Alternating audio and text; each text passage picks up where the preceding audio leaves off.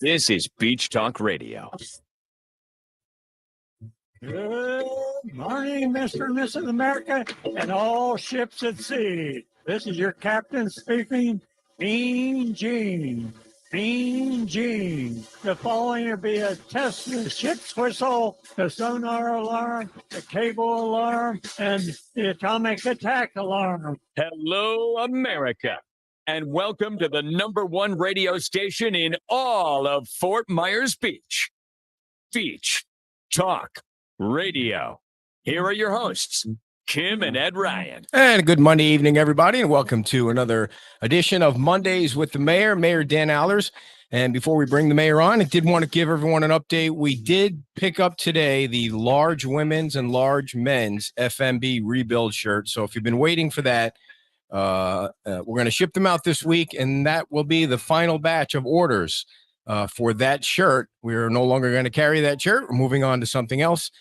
So we're going to have all those shirts shipped out this week and get caught up.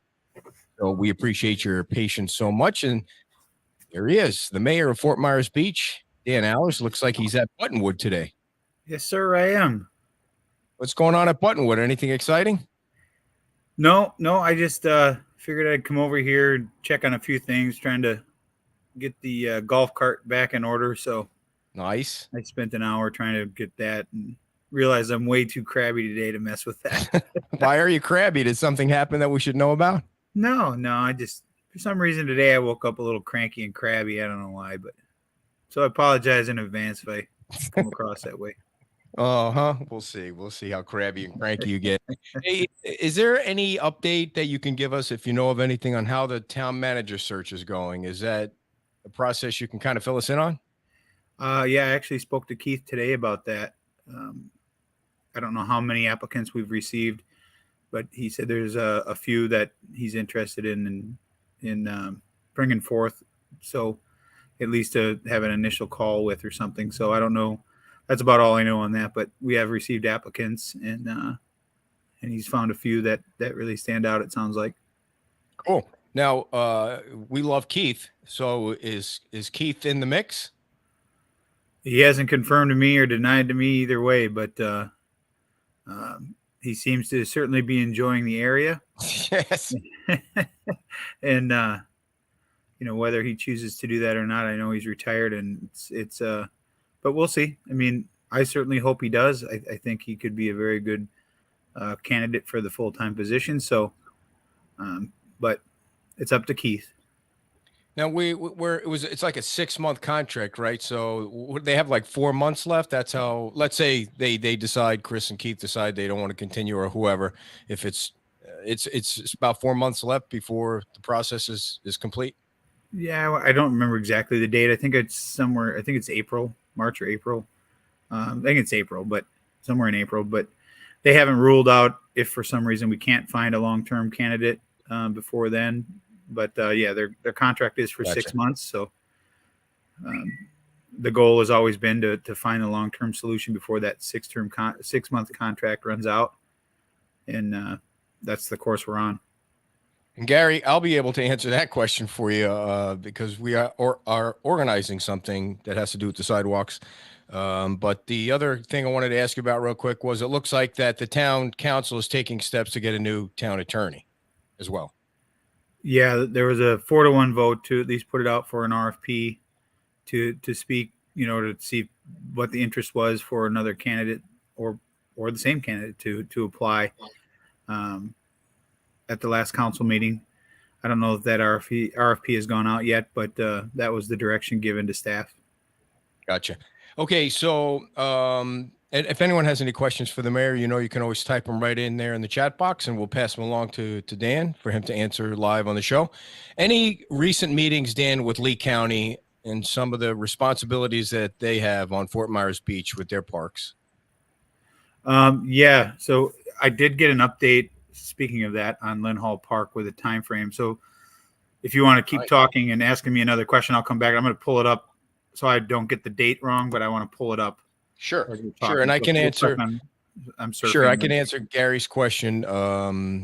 We are organizing a sidewalk sweep after Jim Adderholt put the challenge out there, the vice mayor, and that's going to be Sunday. We're going to meet in the We're not really going to meet. We're going to park. Kim and I are going to park in the Wasting Away spot, and we're going to pass people off brooms and shovels so they can go on down to a specific spot. And Chris Weber went out there today, and he said it's pretty bad all along Estero Boulevard, so you'll be able to find a spot. And you're going to get a broom and a shovel, and you're going to make big piles of sand so that whoever is responsible for picking up and sifting the sand can come and get it. And that's going to be this Sunday, starting around 7 o'clock, 8 o'clock we'll be there, and then 9 o'clock we'll start it off. And Snug Harbor is offering 20% off for everybody who shows up with a yellow shirt after the event, and they open at 11 o'clock. So that's the answer to your question, Gary. And so it looks like April 15th is the tentative opening date of Lynn Hall Park. nice. They obviously are, as I believe Vice Mayor mentioned on your show on Saturday, that they have to go through the same process we do. You have to deal with FEMA and other things in your insurance companies to make sure all your I's are dotted and your T's are crossed to be able to move forward with that project. So we received something from the county saying April 15th was the tentative opening date of Lynn Hall Park. And that'll be obviously just for parking because Correct. the building is demolished. Yeah, and I'd read what was sent to me, but it's a little lengthy. But yeah, essentially what you're saying is Well, that's correct. new news, so that's good. Anything else on other parks that they have, or is that the only one? Yeah, there's give me just a second and I can tell you. Looks like Boca Grande Beach, March 1st. Allison Hager Beach Park in Captiva, March 15th. Bunch Beach, March 15th. Dog Beach, March 1st. Bonita Beach accesses 1, 4, 5, 6, and 9, March 15th. Bonita Beach Park, April 15th. Bowditch, estimated 5:15. Crescent, estimated 5:15. And Bonita, Gotcha. the other beach. So right around that, all that same, that's, again, estimated timeframes. Gotcha. Okay, so April 15th for the Lynn Hall Park parking lot. That's good news. At least the folks on the beach have an idea when that might open. Any meetings that you've had with the state that you can kind of provide updates on and some of the projects they might be helping us out with? No, we haven't had a chance over the last couple of weeks to meet with Director Guthrie. He had a testimony up in the week I was up in Tallahassee. He was there as well. He was here. I think he flew in for I think it was in Lehigh Acres when he and the governor were in front of the house, and then he flew back to do his testimony there. And he's out this week for some family health issues that he's working with. So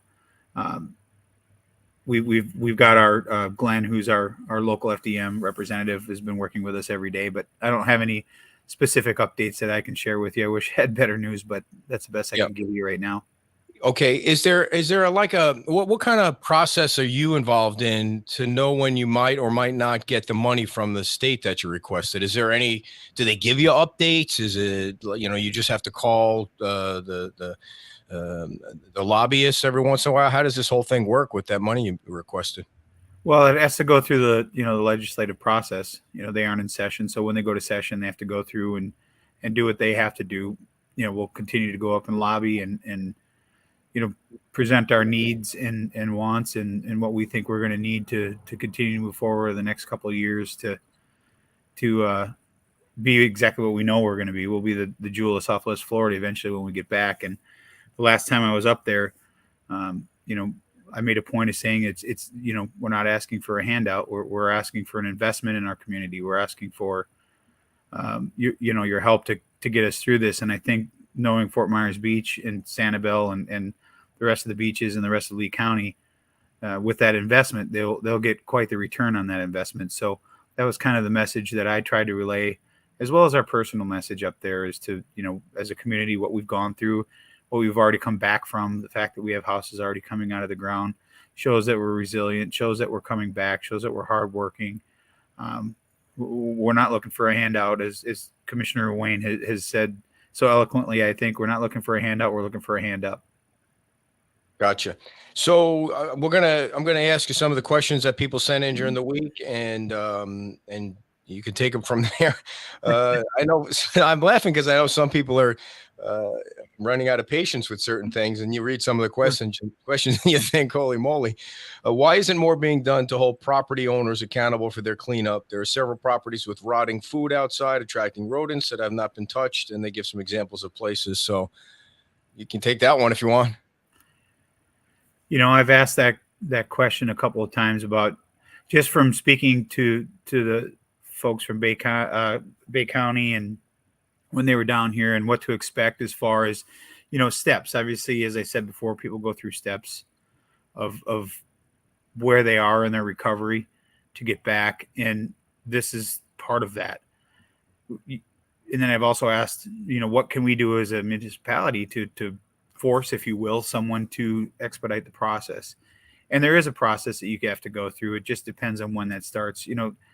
I think a lot of people forget is as fast as I believe the beach has been cleaned up, the island has been cleaned up, businesses are opening, people kind of lose sight that it's really only been 4 months since the island was devastated. And it's easy to lose focus on that, or sight of that, when, if you're living in your house, you don't necessarily notice that other people are still either living in off-site locations or in trailers or in campers in their property, and they're trying to rebuild. And it's hard sometimes to remember that everybody necessarily isn't at the same spot that you may be in. And it's difficult to explain that people are going through insurance processes. Some people are still fighting with their insurance company to get their money. And should it get to a point where the town has to step in and do something about some of these houses that have been condemned, that are barely standing? We're working closely with the fire district to make sure that if they see something or we see something and there's something that we have to do expeditiously to make sure that nobody's getting hurt, then we can try to put stuff in. But even that takes a process. And so for the town, we would have to get to a point where we'd have to give them notice. Then it would have to go through the entire process of them being able to work it out. Then you have to go before a committee with the county to be able to get them to say, yes, this is a hazard, and you can move forward. And then if the town takes it down, then you have to leave. It's a very long process. But again, it's only been 4 months. People are still dealing with their insurance companies. This is not an easy deal for anyone, and patience is sometimes tough to deal with. But the best we can do is we can red tag it, if you will, condemn it, if that's the word you want to use, and try to rope it off. But does town hall have a red tag on it? I mean, they talk about a building that hasn't touched. That piece of crap over there still got wires dangling from it. Don't even get me started on it. That's where the cranky in me may come out. That's one of the things that makes me cranky. I think you know me well enough now to know that it drives me crazy when I have to wait for someone else to give an answer. I hate not giving an answer when it's something that's taken this long to get to it. But the town is just like everyone else. We have to deal with our insurance company just like the regular resident does. So it's frustrating, it's angering, and all you can do is keep making calls, keep pushing buttons, keep doing what you can do to make sure you get some answers one way or another. Yeah, and I appreciate you not responding to my text when I call other levels of government curse words in a text to you. So thank you for not engaging in that with me. Yeah. What have you heard from the insurance company about town hall? Like, what are they saying, or are they just not unresponsive? No, they have given us an end of the month kind of deadline, which is tomorrow. So if we don't hear something by tomorrow, I could promise you there's one thing I can tell you about Chris Holly. He is a bulldog, and he's willing to take you at your word for you're going to do something. But if you don't uphold the word, he and I share a similar mindset that the only thing they can't take away from you is your word. And if your word is something, whether you're an insurance company, a business owner, a resident, whatever it is, it's one thing that somebody can't take away from you. And if you give your word to somebody and you don't uphold it, then obviously your word has been taken away. So we've been told by the end of the month from the Florida League of Cities that we'll get at least some sort of answer and as to what our claim is at. And if we don't hear it tomorrow, I could promise you that both he and I will be on the phone trying to figure out if we can get some answers. There's another one, Chris Howell. He was only supposed to be here until Keith took over, but the guy can't leave. He just keeps working. He does. I mean, as much as I think he wants to get away, he's fully engrossed, as well as Keith, in our community, and he sees some challenges, and he sees the sunset at the end of the tunnel, if you will, and he's here to help us as well. So when are we, speaking of Chris Holly, it reminded me, when are we going to see FPL back? Are they, is there an update on the lighting? Is there going to be an update presentation at a council meeting, or are you guys just communicating them with staff? You're already getting frustrated. Yeah. Well, everybody's frustrated with the lighting, and it's, we did have a meeting. The manager and I had a meeting with FPL with their updated numbers. I think, if everybody remembers correctly, at the last one of the last meetings, they presented the 1.8 million upfront costs and then 32,000 a month or something. It was somewhere in there. And Chris Holly obviously was not happy about that, nor was I, especially since I've been dealing with it much longer than he has, and asked them to go back and rework their numbers. They went back. They've spent roughly a month now to rework their numbers, and they essentially came back with the exact same numbers, but in a different format, which would still cost the town essentially $4.6 million. And the town doesn't have that. So we're kind of in a conundrum, and we're required to provide turtle-friendly lights, or we're required to provide safety lights for our residents. And we currently don't have that. And the closer we get to turtle season, the faster we're going to have lights turned off on a boulevard that is already dark. Right. So I've requested to speak with some of the higher ups, if you will, at FPL, and we'll see if it goes anywhere. But that started today. I sent out an email to try to get at least a conversation with them. One way or another, but the town can't afford $30,000 a month. There's just not, even before the hurricane, that would have been an outrageous ask. So it's an ongoing aggravation button for me, if you will. Got it. And so the 30,000, that's the monthly operating cost with the new turtle lights. Is that correct? Well, it's the energy cost plus it's I can tell you, if you really want to know, I have it right here because I've been stewing on it for hours.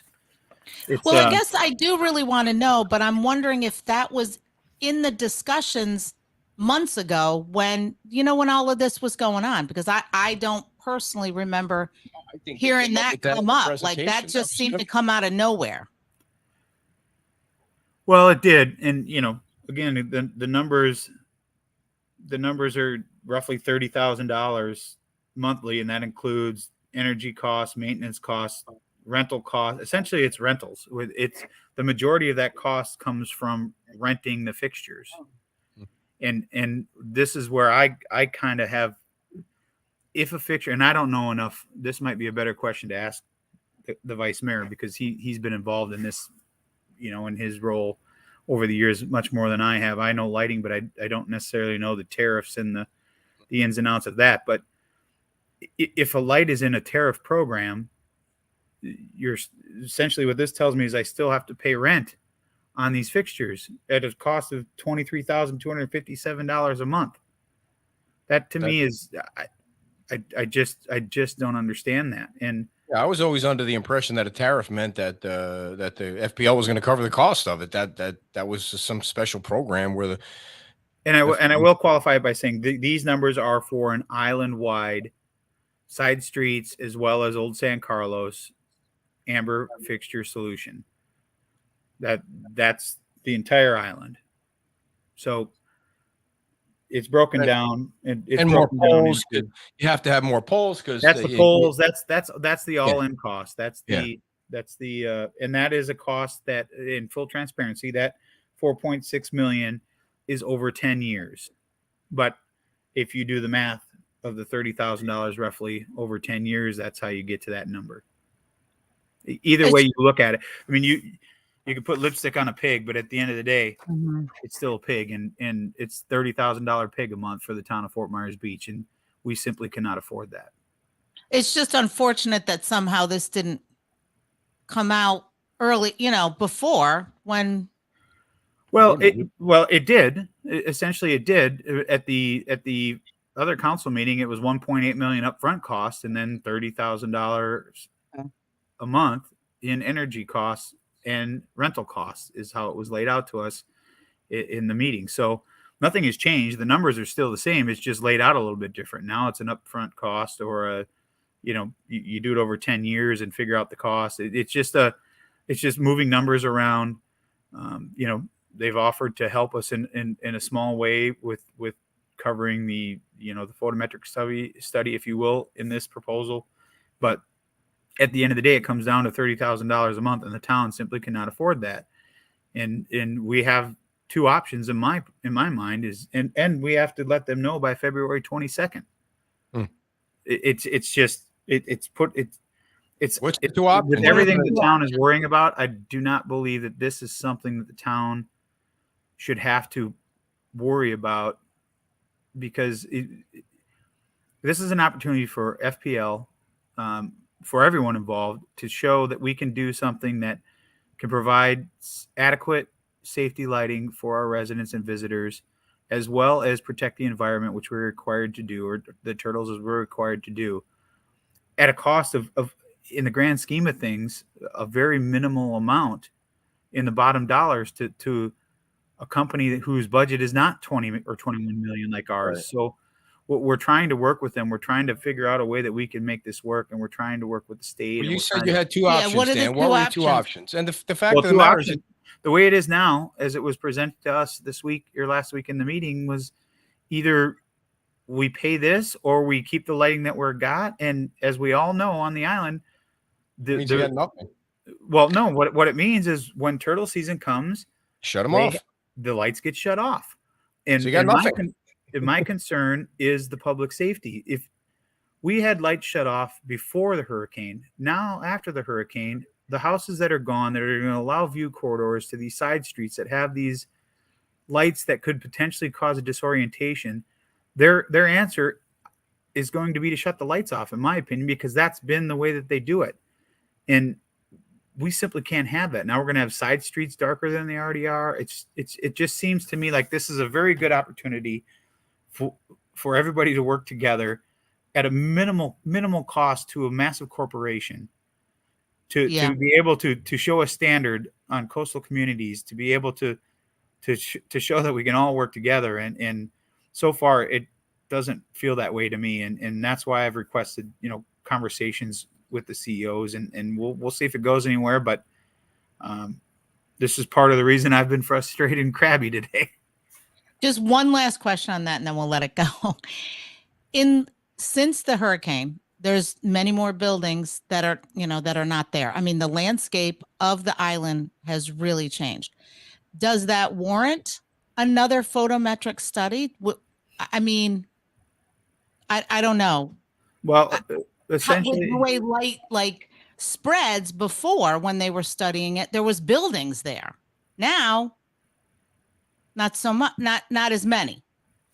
Well, and I don't know if the buildings would weigh that much into, because the light shines down. It doesn't reflect off the buildings. That's the whole point of having shielded lighting or direct down lighting, is so that you're not reflecting off buildings. You're not having, dark sky issues. You're not having things like that. It's meant to illuminate what it's meant to illuminate. And would another photometric study be done with these new fixtures? Probably. And FPL is offered to do that throughout this with this program. That would definitely save the town some money, again, in all transparency, which is great. But at the end of the day, we have to look at the dollars and cents of this entire thing. And right now the dollars and cents just don't add up. So that's why I say we have two options. We can either try to figure out a way to pay for this, or what we have now is what we have now. Yeah. And I just want to kind of touch on real quick the question that Kathy said about Lee County. That's a long and complicated story, but Lee County, from what I understand, and Dan, correct me if I'm wrong, when Larry Kiker kind of pushed through the road project, part of the agreement was that the county would pay for the road, but the town had to pay for whatever lights it wound up adding later on down the road. And that's why it is a Lee County road, but Lee County is not installing the lights because that was part of the agreement to get a new road. Well, this is nothing against Lee County at all. Right. Lee County is, as you said, when Commissioner Kiker, God rest his soul, was still with us, that was the negotiation that they had. I mean, we all know that story. We all know that the county committed to lighting the crosswalks. That's what they're moving. This is not directed at the county at all. This is directed at it's a publicly used road with an entity that I think has a position to help us, to do a lot of goodwill, to be able to get a lot of good press out of this, to help us. And again, we're not asking for anything for free. We're willing to pay for what we've always paid for, but we're going to need a little help, or we're going to have an issue where we're going to have a dark road because lights will be shut off come turtle season. And it's been well known. This wasn't my first choice, but it is the choice that the community has decided they wanted. It's the choice that the council has voted on unanimously, and we're moving forward with it. And I'm going to stand behind it, because if it's done right, it's going to be something that everybody will look to. Again, I said at the beginning, I believe we're going to be the crown jewel of Southwest Florida, if not of all of Florida, of places to come and visit. And people are going to see this, and they're going to understand it, and they're going to learn it. And I think other coastal communities will take note of it. And I'm tired of being, what is this place doing? What's that place doing? Fort Myers Beach is the town now that is going to be, what did Fort Myers Beach do, in my opinion? And I think we can do that with the help of all the partners that we have behind us. And that's my goal. That's where I'm striving. And so what we're saying is FPL needs to step up and bite the bullet here and pay for the lights, install the lights, and give the town a reasonable monthly cost. That's what you're saying. Or options. I mean, essentially, yeah, you know what? You're right, Ed. That is 100% what I'm saying. Okay. All right. So, go ahead. All right. So one of the questions that we got from folks is, why aren't the canals getting more attention than the beach? They are. That's good. Yeah. Yeah. It's about the canals. We are the getting canals are actually getting more attention than the beach. Quite frankly, they're getting more cleanup attention than the beaches are. The beach is thanks, to the Webbers and Mr. Keep Perry and Keep Lake County Beautiful, and you guys and all of the residents and people that have offered and sent me emails about how can I help, and I tell them, just bring a bag. If you're going on the beach, bring a clear bag. Pick up garbage. Pick up stuff you see. So the beach is in great shape, as you're well aware of now. But the canals, all you have to do is go drive by where they're loading all this stuff up at Lover's Key that comes in from the canals, or at the Mosquito Board's property off of Lazy Way, and see the amount of trucks that come in there daily and are taking stuff out day by day by day. I promise you, the canals are getting far more attention than the beaches right now, because the beach is fairly cleaned up. Is there a map of where they're going and where they're going to progress on the canals? And I mean, so because when they're cleaning up the canals, it's not like they're pulling up to the side of the road. What do they have to stick a grappler thing in the? And there's a bar. It's all different, right? Barge helicopter. Much like the beach, as the tide comes in and the tide goes out, things come in and they get washed up, and you got to pick them up. The large debris seems to have been curbed a little bit by the on the beach, but in the back bay, I mean, I was sitting having lunch with Megan today, and there was a whole house hot water heater floating in the water right next to where we were sitting. So there, who knows where it comes from? It just gets turned up with the tides, and it's, they could completely clear a canal one day, and then the next day, much like the side streets get, picked up. The right of way debris gets picked up. And then the next day there's 3 or 4 houses more full of debris that are sitting out there. So it's an ongoing process. I've been told from the beginning that debris after a storm is the biggest pain in the existence of everyone involved, because there's no schedule. There's no, houses will come down as fast as they can. People's houses have for the most part, if they haven't been gutted or cleaned out, are going to come down. So it's just a process. It's not an easy process. It's a painstaking process that nobody likes, but it's an unfortunate thing we have to go through. If somebody lives on a canal or something like that, and they feel like that their area is not being cleaned, should they? I tell them to call FWC. I mean, that's who's doing it, right? I tell them call FWC every day and send them pictures every day. I mean, what's the worst that could happen? They could ignore you. The state has the contract to clean up the debris in the canals. Mm-hmm. The state has assumed all the contracts for cleaning up the right of way, for cleaning up the beach, for cleaning up the side streets, for cleaning up the houses, cleaning up the canals. If you have a question, you can certainly reach out to them and ask. Because if you ask me to ask that, that's who I'm going to go to and ask. So, sure. If you ask me, I'm just the middleman, and I will pass it up the chain. But I'm essentially doing the same thing you could do. When you say ask, that, like Ed was saying, FWC, is that who they should ask, or you're saying who at the state? Who would you ask? Who would they ask? Well, the Florida Department of Emergency Management has assumed that contract. So they're the ones that are coordinating that with their contractor, which is SWFL. And they're out there. They're out there every day. I can tell you see these barges come and go, and these trucks picking up. It may not seem like it because they're not in your canal, and there's not enough boats. There's not enough people to be able to have one in every single canal dedicated to every single canal, just like there's not enough trucks to have dedicated to every single street. But I tell you, they are out there working every single day. I see them every single day working, picking stuff out. And, when you're dealing, it's not like a truck that you take your house and you move the stuff to the corner or to the street. They come and they drive down, they pick it up. They have to, there's only so many pickup sites. So they have to go out to your canal, pick it up, motor all the way back to the drop off site, drop it off, and then motor all the way back to continue until they get full again. So it's a long process, and there's a lot of stuff. There's a lot of shit out there. A lot of stuff out there. A lot of stuff. So speaking of stuff and a lot of stuff, what are we still feeling good about the Bay Oaks property and all that debris being moved timely? It's funny. I drive by it, I don't know how many times a day, and I don't necessarily pay that close attention to it. And Megan drove by yesterday. We were driving by, and she's like, "Wow, there's a lot of stuff gone from Bay Oaks," and I never noticed it. So I went over there today and took a look, and she's right. From the street, it looks like nothing has changed, but when you actually go back in there and walk around and look, there's been a lot of debris removed from there, much like Lover's Key. So you feel good about that? It's on target. Well, it's on target for, whenever we need them to be on target for. The piles are starting to go down. Mm-hmm. All right. So question, is there a chance that the town will allow people whose property is in a single member LLC to get permits, at least for the frivolous things? Example, insulation, tiki hut, fences.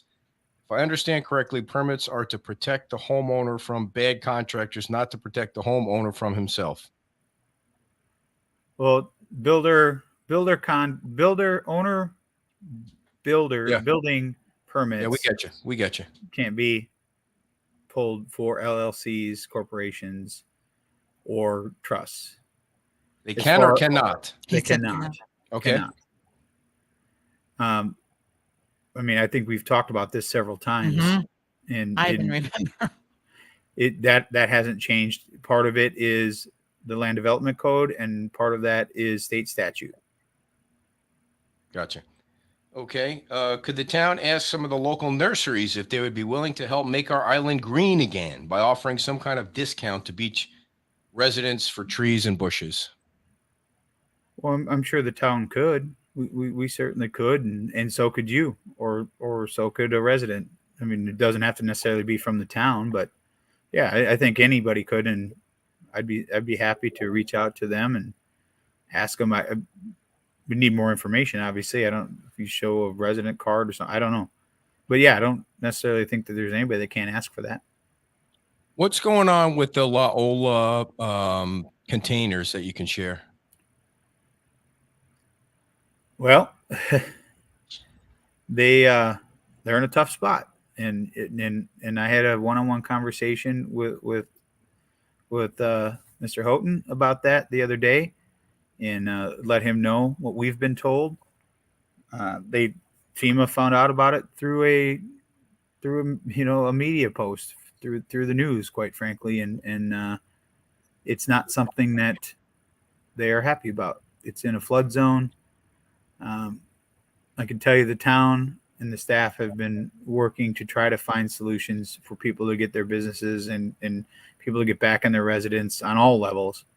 And this is just one of those levels. And it doesn't appear that they're going to budge. So Keith Wilkins he did have the meeting with FEMA about that, and they said no go for that. So I don't know if Keith did. I don't know. I can't speak for Keith. I have not been involved directly since I talked to Tom about his trailer, about his containers. I have not been involved in a meeting with FEMA since then. I don't know if Keith has or hasn't. And so is FEMA totally against it, or they just wanted to put wheels on it? So the issue with the wheels, and I believe Tom has told you this, that's when alcohol comes into play. You can't serve alcohol out of what they call a trailer with wheels, evidently. So I'm not in the business, so I don't know all the ins and outs. I only know about what I've been told. But so if you put it on wheels, technically it's mobile. Then there's so many intricacies of this that honestly, Ed, I don't understand. I'm trying to get answers. I'm trying to figure out.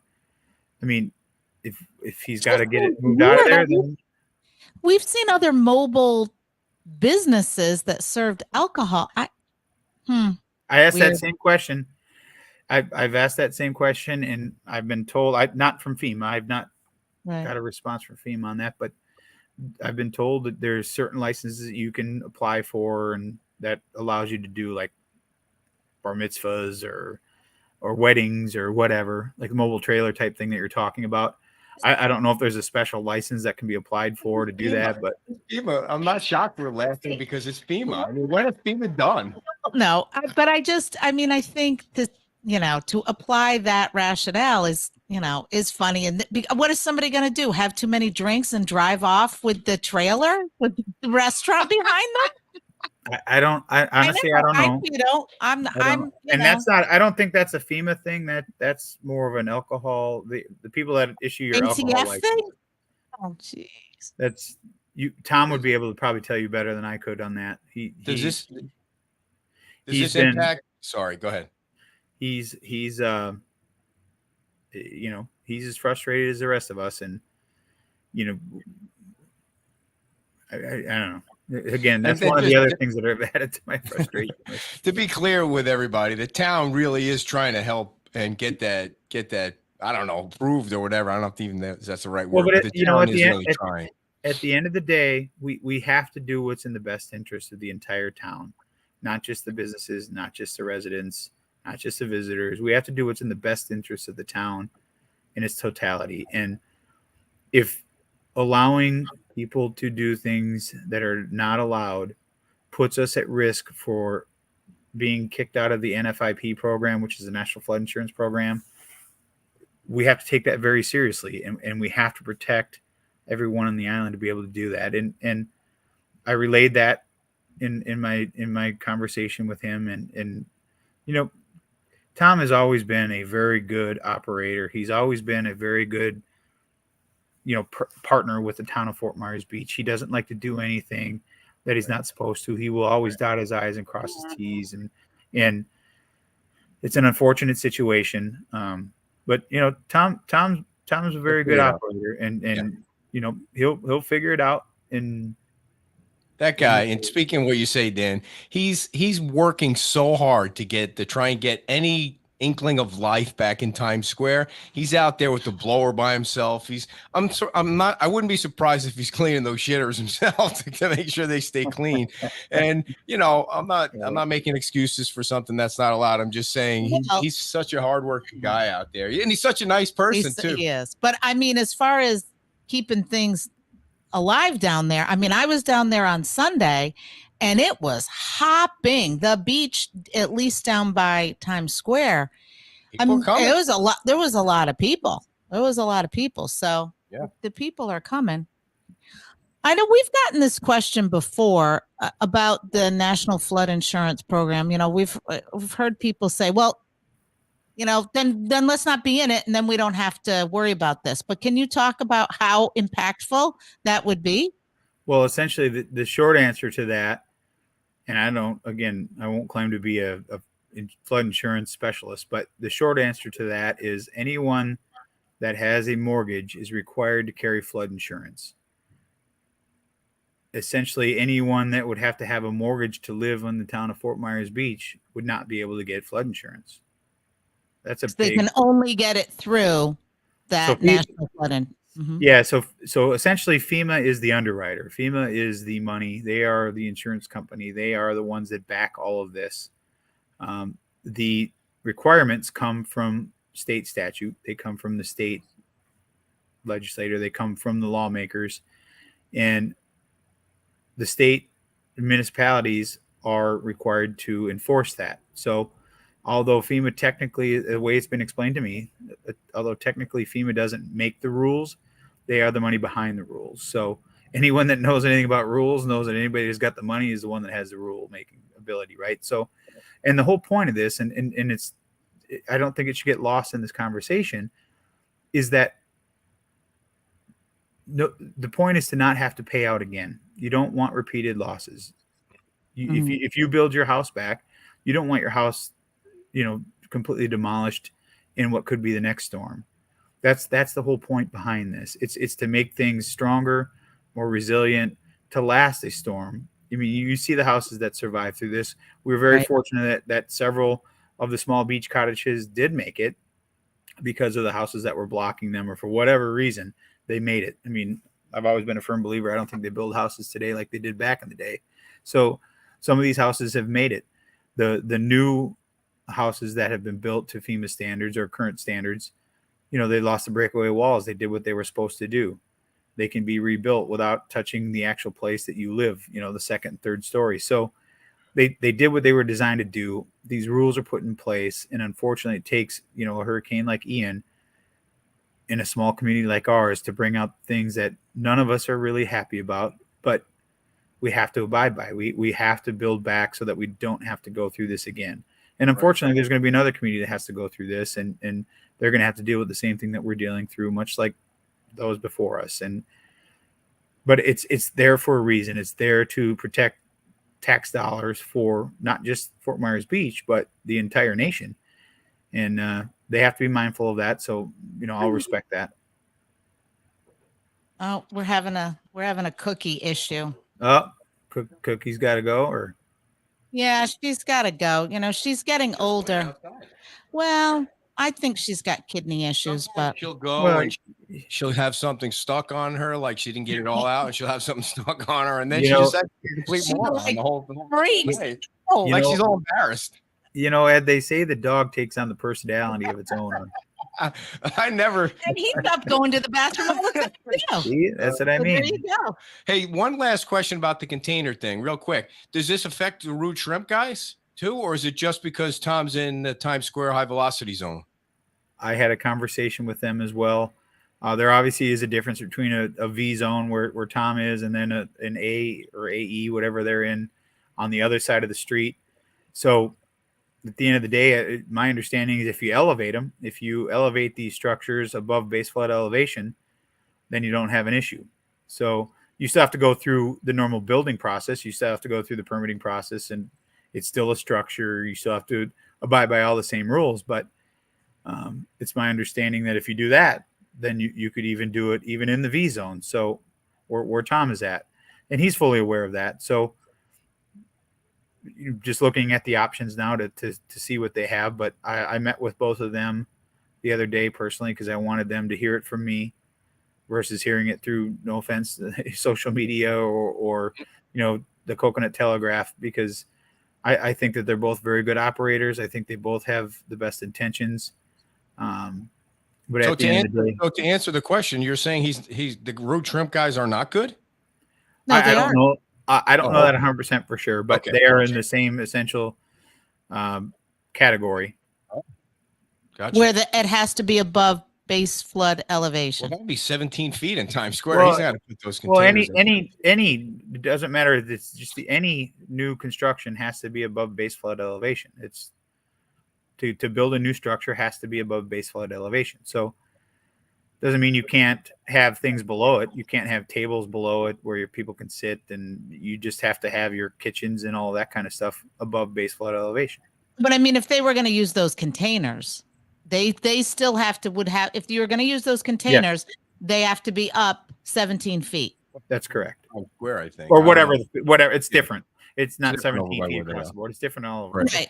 Right. And Right. I don't have the new floodplain map memorized. Even 12 feet. You know, I mean, how are you don't going to have get up memorized? there? What's wrong with you, man? I'm working on it. You're going to have ropes down. People to do a rope climb to get up Cut to it the out. Well, top. you'll have to have, then you're dealing with lifts for 88. Yeah, that's a whole- yeah. Stuff. Oh, So jeez. I think people are going to get creative. I think people are going to figure out ways to have the kitchens on the second floors and only cook up there, but their guests are downstairs. People are going to get creative. There's been a lot of conversations. We're not the first people to have to go through this, so I think if you do Like dumb waiters, figure it out. Yeah, I mean, there's a lot of different ways that you can do things where you don't have to necessarily worry about it, but okay. What do you hear about the fruit cart opening up tomorrow? The vegetable.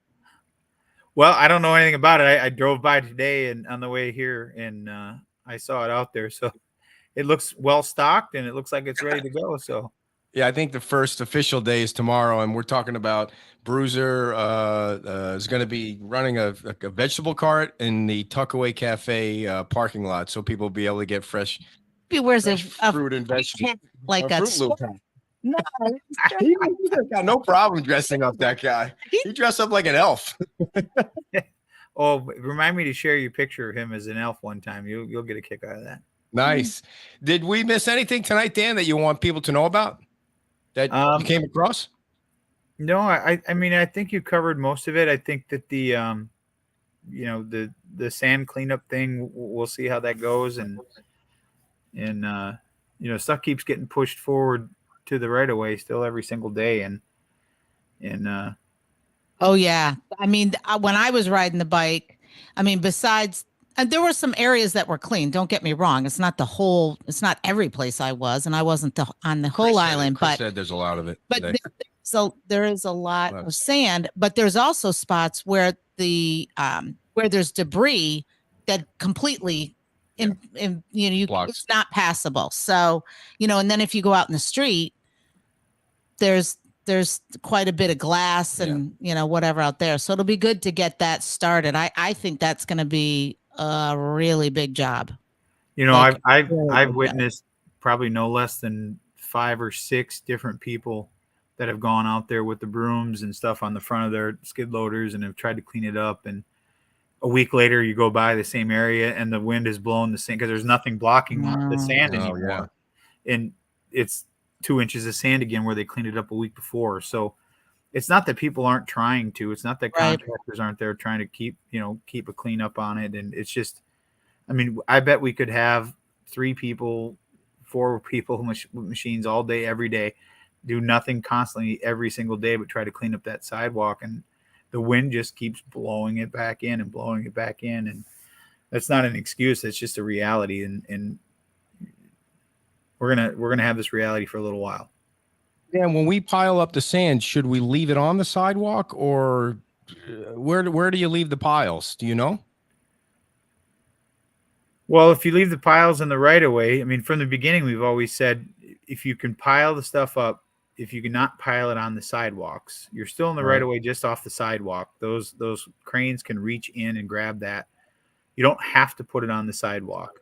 They can reach it. So, or if you do have to put it on the sidewalk, at least leave a section where people can get by with bikes or walking to make it safer than having to walk in the streets, especially if there's no bike lane. So, I mean, there's things that we can do if we're piling things out there as residents or businesses that can help with the situation. Yeah, I guess I don't want to put it on the sidewalk because that's what we're trying to do is clean the sidewalk and people. But then there's probably just a little bit of section between the sidewalk and the bike lane that maybe the piles can go in off the sidewalk. That's what I'm guessing. You don't want to put it on somebody's private property or in a driveway or anything like that. So I guess that would be where we direct people to do it, kind of stick it in that little area between the sidewalk and the bike lane. Well, if you have that, some places don't have that little area between the sidewalk and the bike lane. Okay. You know, the sidewalk goes all the way out to the curb, so you don't have a place to put it. Anytime you can, if you have to put it on the sidewalk, if you can at least leave enough space for people to get by, whether they're walking or riding their bike, I think that's just good stewardship to help out your neighbors. Need like a huge industrial, huge vacuum cleaner, just to just all those streets. Those are coming. Like a Those are huge coming. street sweeper that would just suck it all up. Hey Dan, Bill Perry and Chad on our show Friday night, we're talking about this gigantic machine the county has that goes out on the beach and it drops some fang or claw down. Well, he said, I don't know, it can go down as far as you want it to get the pieces of glass out. Is that something you guys are going to start doing? Well, in full transparency, I haven't watched that show yet. How dare you? I don't know what that. Why? I don't know what that machine is, but it sounds pretty intriguing. Yeah, it's like when they would rake the beach, but you're not allowed to do that. But this is a machine similar to that to clean the beach, and you can adjust the tines how deep apparently they go. county has a couple of them. They were saying. Well, anyway, I'll ask Chad about it. I'll tell you, if you want to really get an idea of how devastating. I mean, we've seen it on every street and on Estero Boulevard and Times Square. The storm was.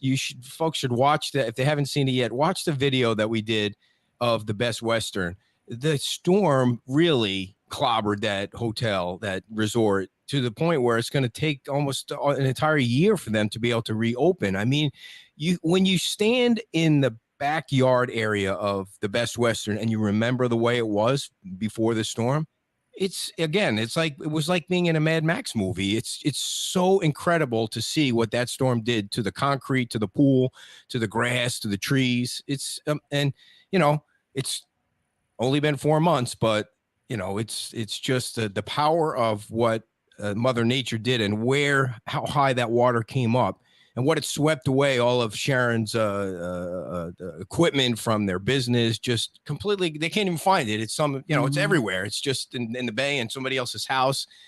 And next weekend we're going to get the same treatment at the Pink Shells to see what they're dealing with over there. But those resorts on the beach side just got hammered.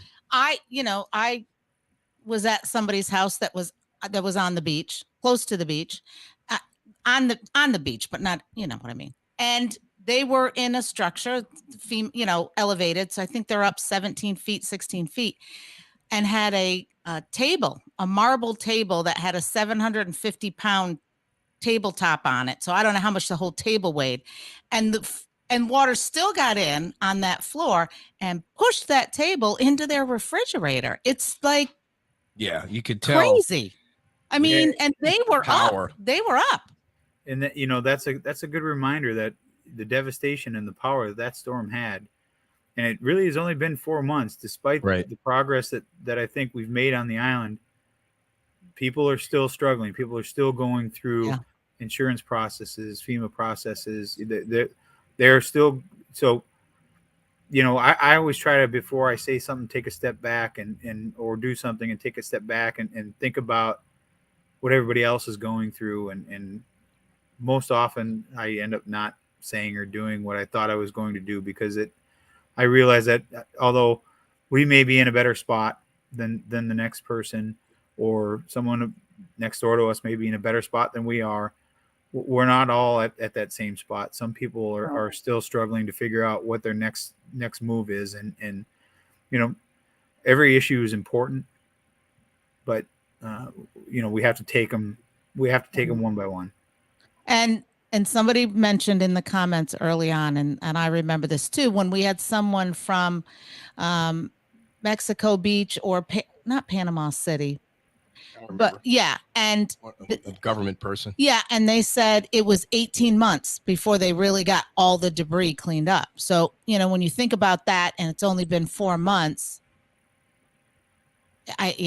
it's sometimes easy to forget when you just drive up and down Estero Boulevard and you're like, wow, this is take a drive down a couple side streets, or better yet, don't take a drive because we have too many cars. Okay. Take a walk or a bike ride down a side street and see what devastation people are still dealing with. And I think it's easy to forget when you only travel the main road and you don't go down the side streets.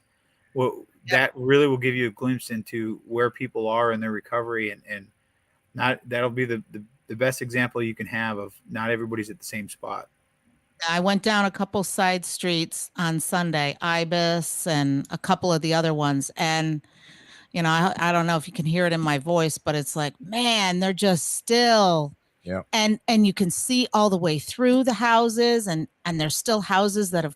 You almost feel like a peeping Tom because you're looking at the house and you can see everything in the house. You just want to look away. You know, and most of our residents have not been through this, and when they're being told by insurance companies or whomever that, you know, don't touch it until we're done with our investigation, they have to do that. Yeah. Right. They have to. Not everybody has the means to be able to just say we'll deal with the insurance companies later and tear down and start back. So, you know, we have to be respectful of that, and we have to let people go through their due process, and you know, quite certain we're going to have people that we have to deal with down the road that just choose to not do anything, and we'll deal with that when it comes to it. But again, it's been 4 months. Let's give people a little bit of time to let them work through their process.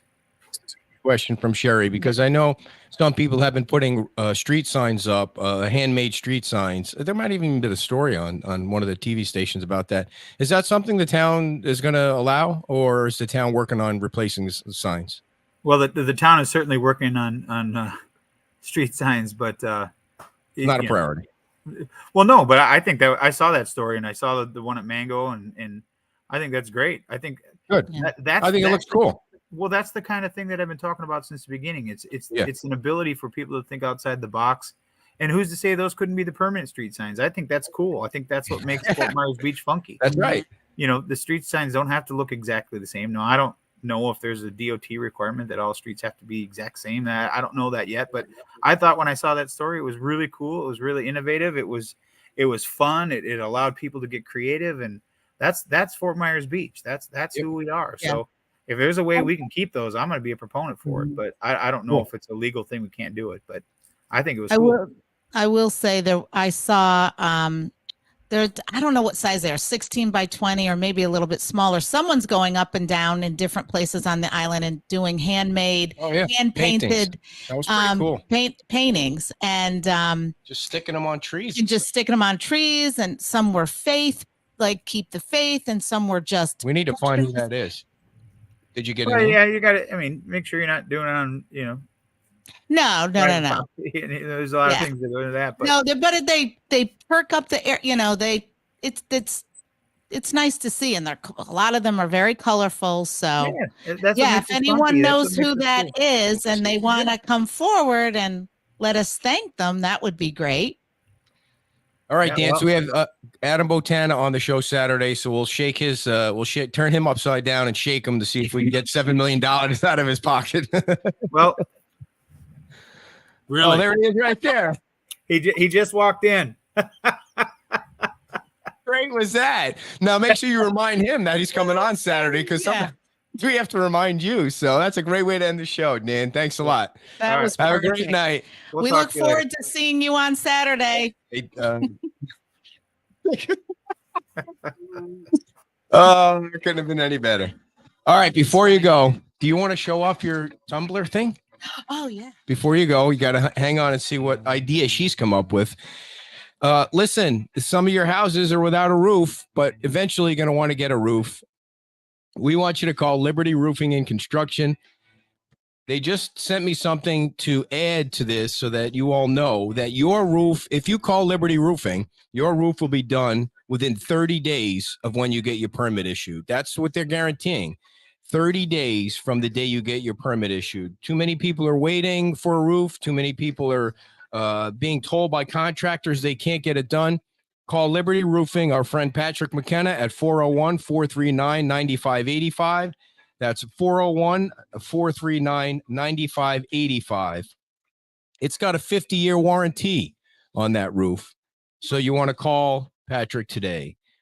Also, you're dealing with insurance companies, and you know you're not getting everything you should be getting from the insurance company. So you're going to call Dorston Claims, and Mark is going to work for you to get you more money. You're not going to have to pay him until you get more money from the insurance company. If your house is gone and your insurance company denied the claim, Dorston Claims. He's been on the show several times, and we want you to call him so that he can help you out. 239-849-2949. Get every dollar you deserve from those pesky insurance companies. And then that'll help you rebuild your house or put your roof on your house or get the more money that you need for the roof. So what's going on here? We've got all kinds of yes. Okay. I am going to share. I am going to send that email out tomorrow, most likely. Now, this is not, I just covered up the cup. This is not, we're going to put something like this on it. Not But that these are- sticker. That's it. That's a sticker. So you think that that's a product that's going to sell? Refresh vacuum tumbler, 10 ounce, and it's got the little slidey top on it, and it's really got a good. What's the price point on that? I Mrs. don't know. Ryan? Not nearly big enough. No, seriously, it fits in your hand. It's a good size. It stays upright. It's, insulated on the inside. So I think these are just so cute. No problem. We have drinking cups and koozies, like water. You Who's going to put water in that? You drink water out of that thing? Oh, yes, on that tumbler. So all right. I just have to get the price point because it depends, I don't want to. He loves it. But We're getting a lot of our stuff in this week. I know there's boxes in your car. I wanted to remind everybody that we did get the large FMB rebuild shirts that a lot of you have been waiting for in men's and women's. With this shirt size is better than we had a large that really wasn't a large from a batch that we had of the women's, and I think this is the right fit. Although, well, I will say too that the smalls that we had. Some of the smalls we have are really small. So if you have kids, if you have youth kids, it's very likely that these t-shirts that they would fit kids. So if you have kids in your life and you wanted to get them a t-shirt, I can measure out the smalls and try to make an educated guess comparison with what youth size they would be, because they would be perfect for that. Judy, we did order the coffee cups. The vendor that we use for the cups and the koozies and the hats takes a little bit longer, so that'll be 2 weeks for the coffee cups. We do have the koozies. They are for bottles, aren't they? Can you grab one out of the box there? Sorry, I didn't mean to whack you. And the tank tops are this week. We have a boatload of hoodies that we got in, up to 3X, a bunch of 3X hoodies. Those are for bottles. Yeah, Beer bottles. No, not water bottles. We're not a water drinking show, dear. Come on. Oh, and I don't know what else. And then we got the new Vibe, a yellow shirt. Coming out this week. So what we're doing is we're sunsetting the FMB rebuild yellow shirts. We're going to send out a few more checks to the businesses so they can share them with their employees. And then we're going to shut down that portion of helping the community. And we're going to focus more on like what we're doing for Beth at the medical center and the Book Nook. And we're going to do other things. Some events. Yeah. Like the beach Raisers that are fundraisers and fun. You're going to come up with the ideas and you're going to make me execute. Oh, she wants to do a celebrity bartending. Celebrity, but. Well, what would you call it? Just people like you and me. Nobody's. Okay, that's not going to work. All right. Our last ad of the night, folks, is Laura Sanchez, because when you rebuild, you're going to need some money.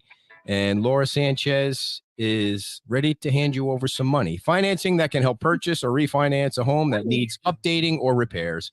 It's based on the projected after repair value, not existing condition. They'll help you overcome the 50% FEMA rule.